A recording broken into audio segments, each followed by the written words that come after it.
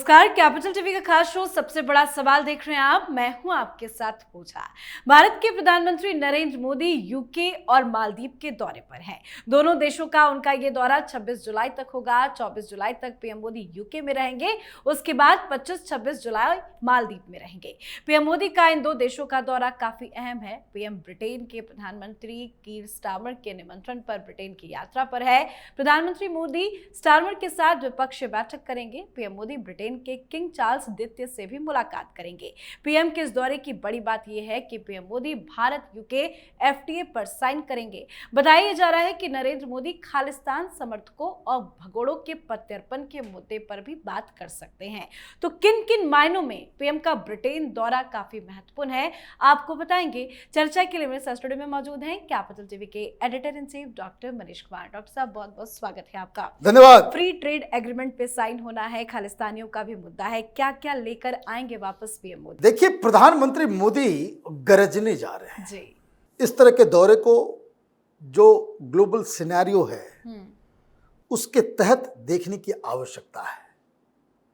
इस वक्त पूरी दुनिया में एक ही चर्चा है, अमेरिका किसके ऊपर कितना टैरिफ लगा रहा। दूसरी चर्चा ईयू को लेकर के है, नाटो को लेकर के है। ये नाटो वाले धमकी दे रहे हैं हिंदुस्तान को, ब्रिक्स को। ईयू ने बकायदा पाबंदी लगा दी। कहा जा रहा है कि कोई भी देश वो रूस से ऑयल ना खरीदे। ये सीधे सीधे धमकी हिंदुस्तान को। और मैं आपको बता दूं, प्रधानमंत्री मोदी की तरफ से ब्रिटेन के अंदर वो यूरोप में खड़े होकर के यूरोप को थोड़ा लेक्चर देकर के आएंगे। इसलिए मैंने कहा वो गरजने गए। अमेरिका के टैरिफ से हिंदुस्तान को डर नहीं है और ईयू के प्रतिबंध से भी हिंदुस्तान को जरा भी फर्क नहीं है। उसके कई सारे उसको समझना जरूरी है। लेकिन साथ ही साथ लौटते लौटते चाइना का भी वो इलाज करते हुए आ रहे हैं। मालदीव जो है वो छोटा छोटा आइलैंड तो जरूर है, लेकिन हिंद महासागर के बिल्कुल सेंटर में बहुत ही इंपॉर्टेंट उसकी पोजीशनिंग है। और वहाँ इंडियंस गेट आउट करने वाले लोग सरकार में हैं, लेकिन यही डिप्लोमेसी का खेल पासा ऐसा पलटा कि चाइनीज के गोद से उठ के वो सीधे प्रधानमंत्री मोदी के गोदी में बैठ गए। This is what is happening.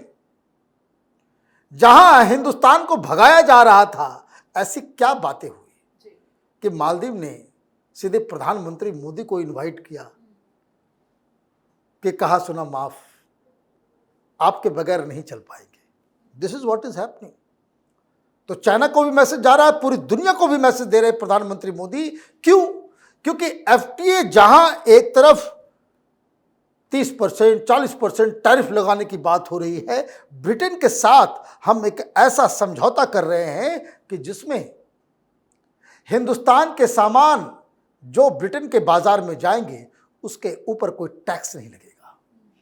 इसमें बड़े बड़े ब्रांड्स के कपड़े होंगे, जेम्स होगा, ज्वेलरी होगा, बहुत सारी चीजें, बड़ी लंबी लिस्ट है। और साइमल्टेनियसली हिंदुस्तान में भी जो ब्रिटेन का सामान आता है उसमें भी हम उनको रियायत देंगे। सिर्फ इतना ही नहीं है, जो प्रोजेक्शन ये बताया जा रहा है कि हमारी जो ट्रांजैक्शन है दोनों देश के बीच, बिजनेस, वो 110 बिलियन डॉलर का हो जाएगा। पूरे यूरोप से हम 150 अरब के आसपास बिजनेस करते हैं, ये अकेले हम इसके साथ कर लेंगे।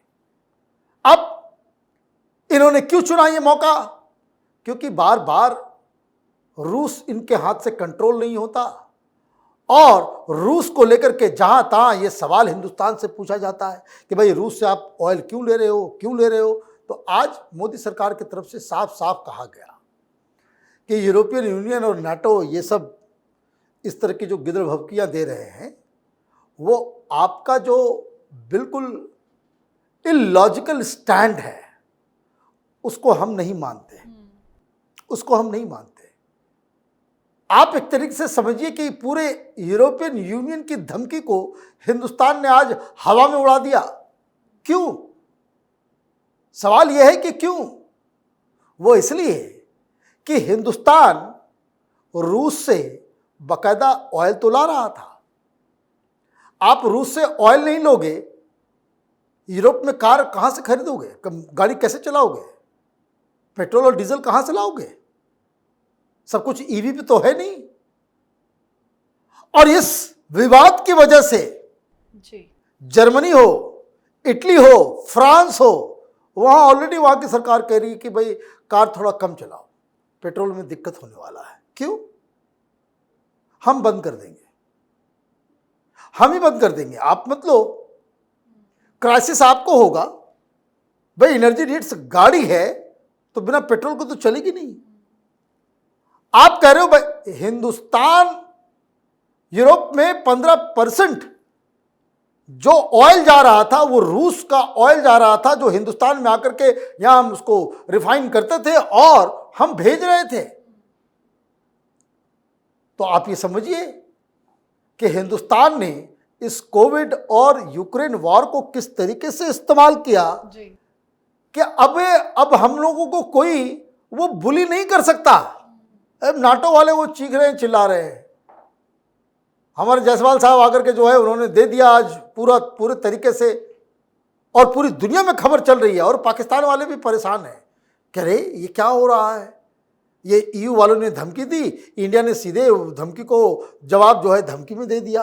तो कहने का मतलब ये है कि नेशनल इंटरेस्ट, हम दबाव में नहीं आते। ये सरकार की खासियत यही है कि हम आंखों में आंखें डाल करके बातचीत करते हैं। भैया आपको बैन लगाना मत करो, आपके वो क्राइसिस आपके घर में होगी, हमारा क्या है, हम तो अभी भी लेते रहेंगे। हमारा जो है वो रिजर्व जो है वो ऑयल का वो बढ़ता रहेगा। तो ये एक जो नई चीज हो रही है, इसलिए जो संदर्भ है उसको समझना जरूरी है।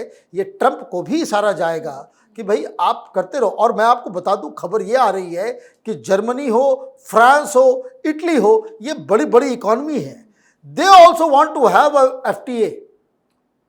ये टैरिफ बैरियर को कम करना और खत्म करने के लिए ये लोग भी हिंदुस्तान के साथ ललायित हैं। तो हम आइसोलेट नहीं होने वाले जी। तो ये हिंदुस्तान की ताकत है। और इस काम को आप प्रधानमंत्री मोदी वहां जाकर के करेंगे तो आप ये समझिए कि क्या वजन होगा हिंदुस्तान का। अब ये सारे परिप्रेक्ष्य को जो है देख करके कलेजा जल रहा है किसका? राहुल गांधी का, विपक्ष का, कांग्रेसियों का। अब वो आप देखिए, उनको मालूम है भाई, 15-20 दिन पहले से मालूम है सबको कि वो ब्रिटेन जाने वाले हैं, एफटीए साइन होना है, मालदीव जाने वाले हैं, चाइना को वहाँ पे जो है थोड़ा सा टाइट करना है। तो आपने देखा कि विपक्ष ने क्या किया। हिंदुस्तान में वो KSIR पर डिस्कशन होगा, वो संसद में मौजूद रहिए, संसद में रहिए, नहीं रहना है। It is the call of the duty. ये कर्तव्य के लिए जा रहे हैं वो कोई मेडिटेशन करने के लिए थाईलैंड नहीं जा रहे हैं। वो देश के परचम को, तिरंगा को फहराने जा रहे हैं इंग्लैंड के अंदर, और पूरी दुनिया को इंग्लैंड से मैसेज देने जा रहे हैं। और इसीलिए ये जो विपक्ष जो है इसकी पूरी माने क्या कहीं मॉडस ऑपरेंडी बड़ा मिसप्लेस्ड नजर आता है कि इतनी बड़ी सफलता मिलेगी हिंदुस्तान को। आपको खुश होना चाहिए, आपको नाराज होना चाहिए। आपको दुख हो जाता है कि भाई ये वहां जा रहे हैं, तो आप देखेंगे सोशल मीडिया के ऊपर, ट्विटर के ऊपर, तो विदेश जा रहे हैं, विदेश घूमने जा रहे हैं, कह रहे कि चर्चा से डर गए, भाग गए। हाँ, चर्चा से डर गए, भाग गए। अच्छा ठीक है भाई, आप अगर इसी में आपको खुशी मिल जाती है चर्चा से डर गए मोदी, तो आप रहिए। लेकिन ये कितनी बड़ी मूर्खता है। पूरे देश को प्रधानमंत्री मोदी के इस दौरे के साथ खड़े होना चाहिए और ध्यान रखना चाहिए कि प्रधानमंत्री मोदी किस तरीके से यूरोप और अमेरिका, चाइना समेत पूरी दुनिया को एक नया तरीका, एक नया रास्ता दिखाएंगे। जी, बहुत बहुत धन्यवाद सर बातचीत के लिए। धन्यवाद। तो 24 जुलाई तक पीएम मोदी यूनाइटेड किंगडम यानी ब्रिटेन की यात्रा पर रहेंगे और ये दौरा सामान्य नहीं है, ऐतिहासिक होने जा रहा है। लेकिन सबसे बड़ा धमाका होगा इंडिया यूके एफटीए यानी कि फ्री ट्रेड एग्रीमेंट पर हस्ताक्षर का। ये समझौता न सिर्फ दोनों देशों की अर्थव्यवस्था को मजबूती देगा बल्कि भारत के उद्यमी, स्टार्टअप्स, टेक्नोलॉजी और उद्योगों के लिए नए दरवाजे भी खोलेगा। ब्रिटेन में मौजूद खालिस्तान समर्थकों और भारत विरोधी एजेंडा चलाने वाले भगोड़ों पर भी पीएम मोदी की नजर है।